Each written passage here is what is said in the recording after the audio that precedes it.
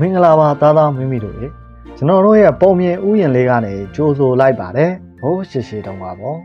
နတ်မောင်အုံမိုင်းနေတဲ့တောအုပ်ကြီးတစ်ခုရဲ့အနီးနားမှာစံရဲနမ်းပါတဲ့ထင်းခုတ်သမားကြီးတူရှိတဲ့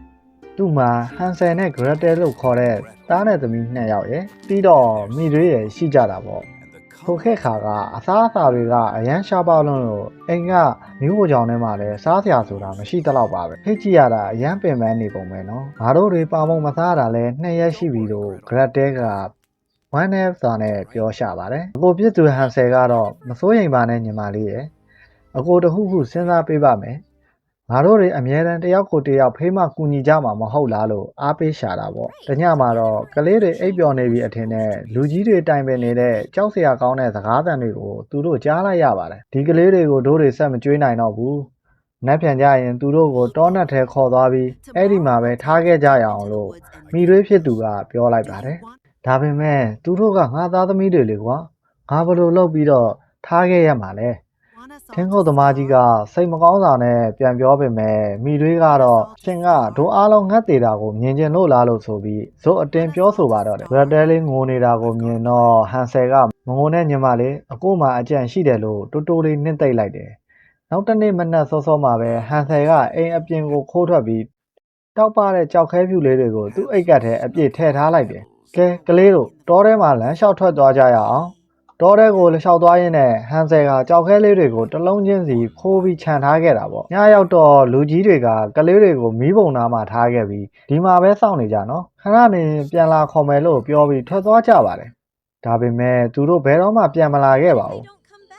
အဖေတို့ပြန်မလာရင်ဘလို့လုပ်မလဲလို့ဂရက်တဲကကြောက်ကြောက်လန့်လန့်နဲ့မေးတဲ့အခါမပူပါနဲ့ညီမလေးရဲ့လက်အောင်ကအကိုတို့ကိုလမ်းပြပေးလိုက်မယ်လို့ဟန်ဆယ်ကပြောလိုက်ပါတယ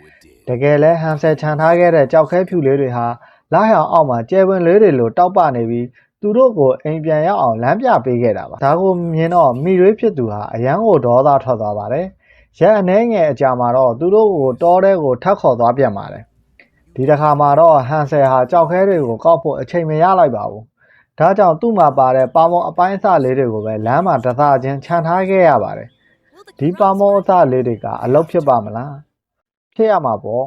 ့ဒါပေမဲ့ငါကလေးတွေကလမ်းတစ်လျှောက်မှာရှိတဲ့ပေါင်မုံးစားတွေကိုအကုန်စားပစ်လိုက်ကြပါတယ်။သွားပြီလမ်းပြမဲ့ပေါင်မုံးစားတွေလည်းမရှိတော့ဘူး။ဒါဆိုတို့တွေအတူတူဆက်လျှောက်ကြတာပေါ့။သူတို့ဟာနိုင်ပေါင်းများစွာရက်ပေါင်းများစွာလမ်းလျှောက်ခဲ့ကြပါတယ်။ခြေထောက်တွေလည်းနာနေပြီ။ဘိုက်ကလည်းအရန်စာနေပြီပေါ့။အဲ့ဒီအချိန်မှာပဲအံ့ဩစရာကောင်းတဲ့အရာတစ်ခုကိုတွေးလိုက်ရပါတယ်။အဲ့ဒါကတော့ဂျင်းပါမုံတွေနဲ့မုတ်ချိုတွေနဲ့စောက်ထားတဲ့အိမ်လေးတစ်လုံးပဲပေါ့။အဲ့ဒါကတော့ဂျင်းပါမုံတွေမုတ်ချိုတွေနဲ့စောက်ထားတဲ့အိမ်လေးတစ်လုံးပဲပေါ့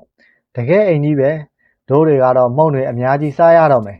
သူတို့2ယောက်လုံးဟာနိုင်ငံကမုံတွေကိုဖယ်သားပရင်ပေါက်ကသကြားလုံးတုပ်တွေကိုစားကြည့်နေကြပါတယ်အဲ့ဒီအချိန်မှာပဲတကားကြီးပွင့်လာပြီးငါအိမ်ကိုဘသူလာကြိုက်နေတာလဲလို့အတန်ကြီးတန်ထွက်လာပါတယ်စိတ်မရှိပါနဲ့ဗျာကျွန်တော်တို့ကဘိုက်အရန်စားလို့ပါလာကြပါကလေးတို့ရဲ့မင်းတို့ဘိုက်အရန်စားနေမှာပဲအိမ်ထဲမှာတော့အနက်အရသာနဲ့ပြည့်စုံတဲ့ဟင်းလျာတွေမုတ်တွေအပြည့်ပါပဲဒါပေမဲ့အဲ့ဒီအဖွားကစိတ်ကောင်းရှိတဲ့သူမဟုတ်ပါဘူးကလေးတွေကိုစားကျင်တဲ့ဆုံးမကြီးဖြစ်နေတာပါညရောက်တော့ဆုံးမကြီးဟာဟန်ဆယ်ကိုလောင်အိမ်ထဲထဲပိတ်ထားလိုက်ပြီးနင်ကတော့ငါအတွက်အသားတိုးအောင်အသားတွေအများကြီးစားရမယ်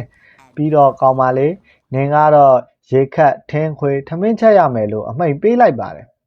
ရက်တဲခမရငိုယိုနေတာပေါ့ဒါတွေဟာတကယ်မဖြစ်နိုင်ဘူးလို့ပြောတဲ့အခါဟန်ဆယ်ကညီမလေးအားတင်းထားသမ်းပါအခုချိန်မှာညီမလေးကတတိအရှိဆုံးဖြစ်ရမယ်နော်လို့အားပေးလိုက်ပါတယ်။နေ့တိုင်းဆုံးမကြီးဟာဟန်ဆယ်ဝါမောဝသိဖို့လက်ချောင်းလေးကိုစမ်းကြည့်လို့ရှိပါတယ်။ဒါပေမဲ့ပါနေတဲ့ဟန်ဆယ်ကတော့လက်ချောင်းအစားအယိုးကြောက်လေးကိုပဲထိုးပေးတာပေါ့။မဝသေးပါလား။ကဲမတတ်နိုင်ဘူး။ဒီနေ့တော့သူ့ကိုကင်စားတော့မယ်။နောက်တစ်နေ့မှာတော့ဆုံးမကြီးကမိဖို့ကြီးကိုအသင့်ပြန်လာပြီးဂရက်တဲ့မိဖို့တဲကိုဝင်ကြည့်စမ်းအပူချိန်တော်ပြီလားလို့ဆိုပြီးခိုင်းလိုက်ပါတယ်။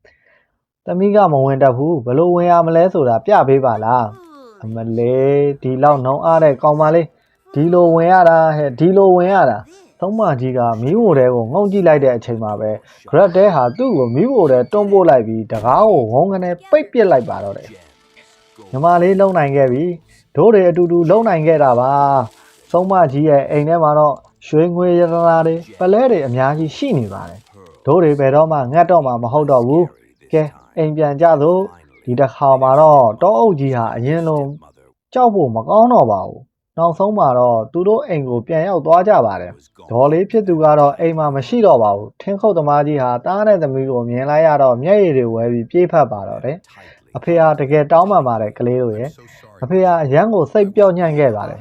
သားတို့သမီးတို့ကိုနေ့တိုင်းလွမ်းနေခဲ့ပါတယ်ရပါတယ်အဖေရဲ့အဲ့ဒီနောက်မှာတော့ဟန်ဆယ်နဲ့ဂရက်တဲတို့ဟာအရင်ကထပ်ပိုပြီးအသိဉာဏ်ရှိတတိရှိတန်မာတဲ့သူတွေဖြစ်လာပြီးအဖေဖြစ်သူနဲ့အတူအေးအေးချမ်းချမ်းနေထိုင်သွားကြပါတော့တယ်အခက်အခဲတွေမကောင်းဆိုးဝါးတွေကိုသူတို့အတူတူရင်ဆိုင်ကြော်ဖြတ်နိုင်ခဲ့ကြပြီလေဘာဖြစ်လို့လဲဆိုတော့တယောက်ကိုတယောက်ဖေးမကူညီမယ်ဆိုရင်ဘလောက်နှက်မောင်တဲ့တောအုပ်ကြီးပဲဖြစ်ဖြစ်လမ်းပြောင်းမှာမဟုတ်လို့ပါပဲဒီပုံမြင်လေးတွေကလိုပဲညီကိုမောင်နှမတွေအချင်းချင်းစီစီလုံးလုံးရှိကြဖို့ကအရန်အရေးကြီးတာပေါ့ကဲဒီနေ့ရဲ့ပုံမြင်လေးကတော့ဒီမှာတင်ပြီးဆုံးသွားပြီပေါ့ပုံမြင်လေးတွေကသင်ခန်းစာတွေကိုလည်းတတမီမီတို့မှတ်သားထားကြမယ်လို့ယုံကြည်ပါတယ်